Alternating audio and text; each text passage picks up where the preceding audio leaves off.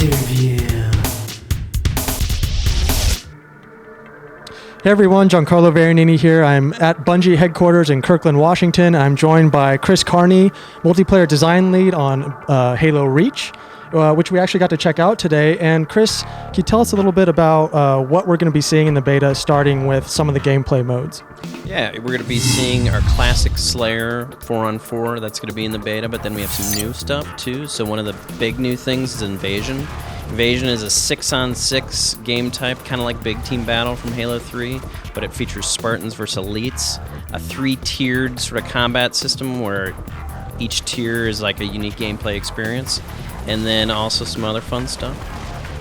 And can you talk a little bit about sort of the tweaks and things like that have been made to the gameplay and some of the new weapons that we'll be seeing in the beta? Yeah, sure. So playing as an Elite will be a totally different experience than playing as a Spartan. Elites are bigger, they run faster, they have not insta recharge, but there's health recharges where Spartans need to go find health packs. Weapons-wise, you're going to use the Human Grenade Launcher, the Covenant Grenade Launcher, the Focus Rifle, which is the Covenant Sniper Rifle, and then there's the DMR, which is the new sort of BR from Halo 3.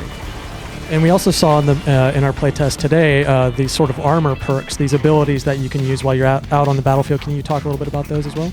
Yeah, armor abilities are sort of the new version of equipment. Like when you played Halo 3 and you could use equipment, often you'd hold onto that bubble shield but die before you found the perfect time to use it. So now we've built that into your armor, so you have this unique armor ability. You use it whenever you want to, and there's jetpack, sprint, invisibility, and then armor lock. And then the Elites have Evade, which is their unique armor ability. And all of these, you'll be able to select from these different loadouts that have these armor perks in them. Can you talk a little bit about sort of the balance that we'll be seeing with those? Yeah, so each loadout, loadouts are different per game. So in Slayer, for instance, there's 5 balanced loadouts where you all essentially have the same starting weapon, but the armor ability is the unique piece. But Invasion, again, that 3-tiered system, like each round of Invasion has a specific set of loadouts with it. And you're right, like each loadout and each primary starting weapon and secondary starting weapon are kind of a package. So each loadout we tried to balance those against each other, but each one should be a unique gameplay experience. And one of the other gameplay modes we saw, I think, was the generator defense. What was interesting about that mode for me was the fact that so much of it is focused on actually shutting down or locking down the generators. Can you talk a little bit about that? Yeah, generator defense is 3 Spartans versus 3 Elites, and the Spartans are trying to defend these 3 generators. But the thing that the Spartans can do is they can run up to the generator and lock it down for 30 seconds. So they have to maintain that. Like the thing will pop open after 30 seconds, and then the Elites can do damage to it and destroy it. And there's 3, so you have to decide where am I going to spend my time. Like, are we going to focus on A and lock that down and try to guard B and C? But yeah, it's kind of a unique gameplay dynamic. So something that we didn't actually get to play today, but we've heard of, is the arena mode. Can you explain a little bit more in detail what that is? The arena mode is for the hyper-competitive player. This is Bungie's Top Gun. So every game that you play in arena, you get a rating.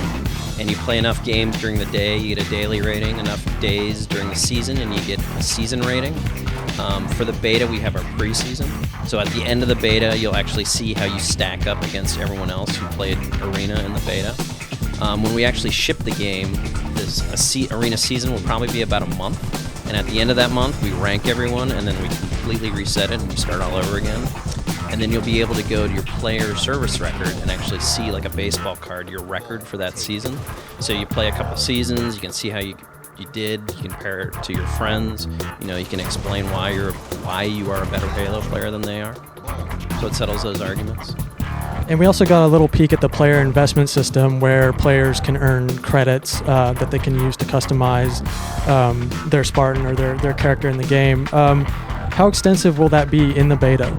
The beta has a big set of armor permutations and equipment that you can attach to your Spartan. You buy those with credits that you earn while playing multiplayer. So there's a wide selection of things to choose from. And every game you play, you earn credits. So play for a while, you can start unlocking some pretty sweet stuff and just dress up that Spartan and make them look super cool. And if you really want to, you can make a pink Spartan. That's the default color. Excellent. And we know that the beta is coming out May 3rd, but can you give us a general release date for when we're actually going to finally get to play the final version of Halo Reach? All we know at this time is it's going to be in the fall. And another thing that's important about the beta is it's still a beta for us. So we're getting a lot of data on the back end, not only about our servers and our hoppers, but also about like weapons, spawns, armor abilities, like how we balance those. That stuff will change based on what happens in the beta. So it's really important. And one thing we forgot to mention too is that you'll actually, the theater mode is still an option in the beta, so players will be able to, take footage, but will they be able to upload it anywhere or things like that, or just keep it locally on their hard drive? No, I think you'll be able to upload it to your BNet account, your Bungie.net account, and upload films from the beta and screenshots and the like. Yeah. Okay, great. Thank you so much for joining us. Stay tuned for GameSpot.com for more coverage of Halo Reach.